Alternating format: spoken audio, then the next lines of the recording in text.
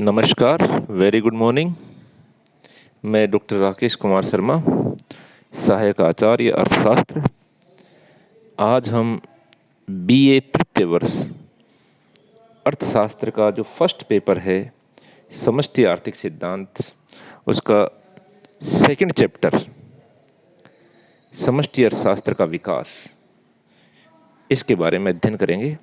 तो समष्टि अर्थशास्त्र का विकास किस प्रकार से हुआ, इसके 4 प्रमुख मत हैं।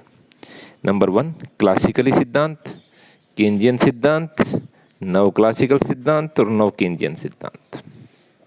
4 पार्ट में बांटा गया इसको। अर्थशास्त्र का प्रादुर्भाव व अर्थशास्त्र का जन्म ही क्लासिकल सिद्धांतों के द्वारा या क्लासिकल अर्थशास्त्र के द्वारा हुआ था। और क्लासिकल अर्थशास्त्र की शुरुआत 1776 में अर्थशास्त्र के जनक प्रोफेसर एडम स्मिथ की प्रसिद्ध पुस्तक an inquiry into the nature and causes of the wealth of nations के प्रकाशन से माना जाता है। इसके पश्चात डेविड रिकार्डो ने प्रिंसिपल ऑफ पॉलिटिकल इकोनॉमी, जो कि 1848 में प्रकाशित हुई, और उसके पश्चात एल्फ्रेड मार्शल ने प्रिंसिपल ऑफ इकोनॉमिक्स, जो कि 1920 में प्रकाशित हुई, और उसके पश्चात A.C. पीगू ने द थ्योरी ऑफ अनएम्प्लॉयमेंट, जो कि 1933 में प्रकाशित हुई। इन 4 प्रमुख अर्थशास्त्रियों ने, Adam Smith, David Ricardo, Marshall और पीगू, इन 4 प्रमुख अर्थशास्त्रियों ने क्लासिकल अर्थशास्त्रों के सिद्धांत को चरम पे पहुंचाया था। 1936 में आई हुई महान मंदी से पूर्व, जो कि 1930 में आई थी, उससे पूर्व क्लासिकल अर्थशास्त्र अपने चरम पे था। तो क्लासिकल अर्थशास्त्र का जो प्रमुख सिद्धांत है, उनके जो प्रमुख विचार हैं, उसमें पहला है कि अर्थव्यवस्था में हमेशा संतुलन की स्थिति में होती है और उसमें हमेशा पूर्ण रोजगार पाया जाता है। कभी भी अति उत्पादन और बेरोजगारी की समस्या अर्थव्यवस्था में उत्पन्न नहीं होती, क्योंकि जो कुछ भी उत्पादित किया जाता है उसका उपभोग स्वतः ही हो जाता है और अर्थव्यवस्था में कभी भी अति उत्पादन और बेरोजगारी की स्थिति उत्पन्न नहीं होती है। इसीलिए प्रोफेसर J.B. शे ने कहा है, पूर्ति अपनी मांग स्वयं उत्पन्न करती है। अगर हम उत्पादन करते हैं तो उस उत्पादन के अकॉर्डिंग उसकी मांग स्वतः ही उत्पन्न हो जाती है। क्योंकि क्लासिकल अर्थशास्त्रियों का ये मत था कि जब उत्पादन करते हैं तो उत्पादन के संसाधनों को, साधनों को काम पे लगाया जाता है। काम पर लगाया जाता है तो प्रतिफल स्वरूप उनको मजदूरी प्रदान की जाती है, और जो मजदूरी प्रदान की जाएगी मुद्रा के रूप में या वस्तु विनिमय के रूप में, तो फिर वो दूसरे वापस वस्तुओं की डिमांड करती है और आपस में प्रोडक्शन और डिमांड, ये दोनों साथ साथ चलते रहते हैं और कभी भी अर्थव्यवस्था में अति उत्पादन और बेरोजगारी की स्थिति उत्पन्न नहीं होती है, और बचत और विनियोग भी आपस में बराबर होते हैं। तो इस प्रकार अर्थव्यवस्था हमेशा संतुलन की स्थिति में रहती है, उसमें कभी भी उतार चढ़ाव की स्थिति नहीं आती है।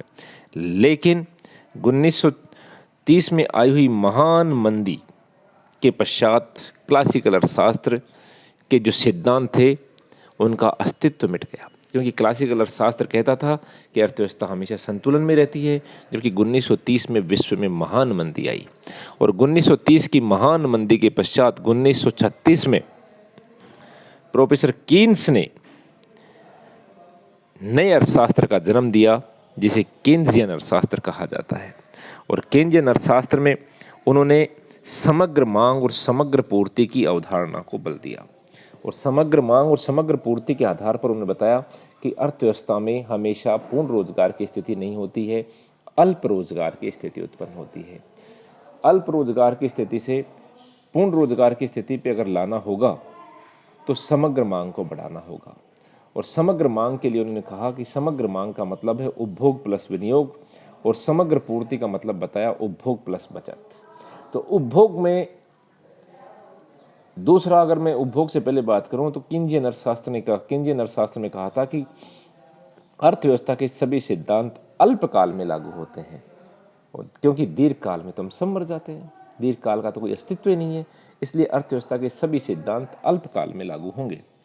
अब अल्पकाल में जब अर्थव्यवस्था के सिद्धांत लागू होंगे तो केन्जियन अर्थशास्त्र ने कहा कि उपभोग को अल्पकाल में परिवर्तित नहीं किया जा सकता, इसलिए परिवर्तित करने का कार्य है बचत और विनियोग को। अब विनियोग को बढ़ा करके ही समग्र मांग को बढ़ाया जा सकता है, और विनियोग को घटा करके ही समग्र मांग को घटाया जा सकता है। और विनियोग जो निर्भर करता है वो करता है आय पर और ब्याज की दर पर। तो इस तरह से आय और ब्याज की दर के द्वारा विनियोग को नियंत्रित किया जाता है। ये किंजनर शास्त्र में कहा गया था। इसलिए किंज ने उन अर्थव्यवस्था में संतुलन स्थिति लाने के लिए और अर्थव्यवस्था को हमेशा बनाए रखने के लिए उपभोग, विनियोग और सरकारी व्यय, इनमें वृद्धि के उपायों पर बल दिया। इनमें वृद्धि करके ही अर्थव्यवस्था को संतुलन स्थिति की ओर ले जाया जा सकता है, मंदी को दूर किया जा सकता है। तो ये किंजन मॉडल था जिसके बारे में किंजन अर्थशास्त्र के अंतर्गत इनका अध्ययन किया गया। उसके पश्चात 1970 के दशक में ऊंची मुद्रास्फीति और बेरोजगारी की परिस्थितियों में विकसित हुई और वहां पर 1970 में विकसित हुआ नव क्लासिकल अर्थशास्त्र। और नव क्लासिकल अर्थशास्त्र के प्रमुख समर्थक थे रॉबर्ट लुकास। उन्होंने किंजन सिद्धांत प्रणाली की मूलभूत जो ढांचा था उसमें दोष बताया, और उन्होंने जो दोष बताया वो ये बताया कि एक तो इसमें आंतरिक संगति का अभाव है, आर्थिक घटनाओं को समझने में विश्लेषण में कठिनाइयां उत्पन्न होती हैं, और नव क्लासिकल अर्थशास्त्र में इन समस्याओं के समाधान के लिए मौद्रिक और राजकोषीय उपाय लागू करके समग्र मांग को बढ़ाने पर प्रभावित नहीं किया जा सकता। इसलिए समग्र मांग नव क्लासिकल अर्थशास्त्र में इनको प्रभावहीन बताया, और उन्होंने नव क्लासिकल अर्थशास्त्र में समग्र मौद्रिक और राजकोषीय नीतियों की बजाय विवेकशील प्रत्याशाओं को जन्म दिया। विवेकशील प्रत्याशाओं का जैसे श्रमिक वर्तमान मुद्रास्फीति के प्रति अपनी किस प्रकार की आशा लगाते हैं, भविष्य में होने वाले आर्थिक परिवर्तनों को किस प्रकार से देखते हैं, समग्र मांग और समग्र पूर्ति में किस प्रकार से परिवर्तन होगा, ये रेशनल एक्सपेक्टेशंस, विवेकशील प्रत्याशाओं के द्वारा अर्थव्यवस्था की स्थिति का अनुमान लगा करके और नई नीतियों का निर्धारण किया जाए, इसे ही नव क्लासिकल अर्थशास्त्र का नाम दिया गया। इसमें नव क्लासिकल अर्थशास्त्र में भी क्लासिकल अर्थशास्त्र की भांति सरकारी हस्तक्षेप की आवश्यकता पर बल नहीं दिया गया। सरकारी हस्तक्षेप को इसने लगभग ना ही माना है, इसीलिए इसका नाम क्लासिकल अर्थशास्त्र के अंतर्गत नव क्लासिकल अर्थशास्त्र दिया गया है, क्योंकि सरकारी हस्तक्षेप को इसमें अवैध माना गया है। और चौथा प्रमुख अर्थशास्त्र आया वो नव केंद्रीयन अर्थशास्त्र। नव केंद्रीयन अर्थशास्त्र के में David Romer, N Gregory Manuel, Daniel, Ruff, Lawrence, Summers, Cards आदि ने इसके ऊपर विशेष रूप से बल दिया। उन्होंने कहा कि अपूर्ण प्रतिस्पर्धा की अर्थव्यवस्था में हमेशा अपूर्ण प्रतिस्पर्धा होती है। दूसरा, उन्होंने मौद्रिक मजदूरी की बेलोजशीलता की मान्यता ली। और तीसरा, इसमें वास्तविक मजदूरी और फर्म की सापेक्ष कीमतें अनम्य होती हैं, रिगिड होती हैं। उनमें वास्तविक मजदूरी और कीमतों में कोई भी परिवर्तन नहीं होता। तो फिर उन्होंने नव केंद्रीयन अर्थशास्त्र में कहा गया कि इसके अंतर्गत अधिकांश बेरोजगारी अनैच्छिक किस्म की होती है, और नव की व्यष्टिगत अर्थशास्त्र की नींवों को सुधारने पर इसमें विशेष रूप से बल दिया। कुछ अर्थशास्त्री नव केंद्रीयन अर्थशास्त्री होते हैं जो केन्स के प्रारंभिक बिंदु से व्यापार चक्रों के सिद्धांतों तक पे अध्ययन इसमें किया गया, और ये सुझाया गया कि समष्टि अर्थशास्त्र के अंतर्गत वित्तीय संकट को उभारने के लिए अर्थव्यवस्था में पंप प्राइमिंग, वास्तविक आमदनी, आर्थिक वृद्धि दर, उपभोग, बचत, निवेश, इनके संबंधों पर आपस में जोर देना होगा।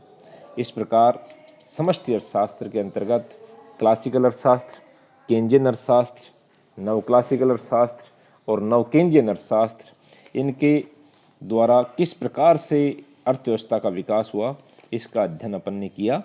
और अब इसके बाद नेक्स्ट चैप्टर का अध्ययन इसके बाद करेंगे। धन्यवाद।